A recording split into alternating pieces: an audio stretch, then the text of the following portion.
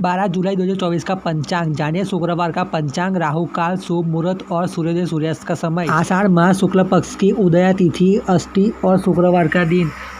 अष्टी तिथि दोपहर 12:33 तक रहेगी। इसके बाद सप्तमी तिथि लग जाएगी। शुक्रवार का पूरा दिन पूरी रात पार कर शनिवार सुबह 5:15 तक परिध योग रहेगा। साथ ही शुक्रवार की शाम 4:09 तक उत्तरा फाल्गुनी नक्षत्र रहेगा। इसके अलावा शुक्रवार शाम 6:58 पर मंगल वृष राशि में प्रवेश करेंगे। आचार्य इंदु आचार्य प्रकाश ने जानिए शुक्रवार का पंचांग, राहु काल, शुभ मुहूर्त और सूर्योदय सूर्यास्त का समय।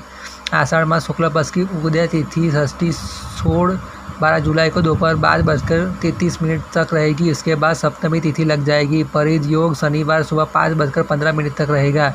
उत्तरा फाल्गुनी नक्षत्र शुक्रवार की शाम 4:09 तक रहेगा। मंगल वृष राशि में प्रवेश शुक्रवार शाम 6:58 तक रहेगा। दोस्तों, राहु काल समय सुबह 10 से 12 तक रहेगा। सूर्योदय सूर्यास्त का समय 5:31 तक रहेगा। सूर्यास्त शाम 7:21 तक रहेगा।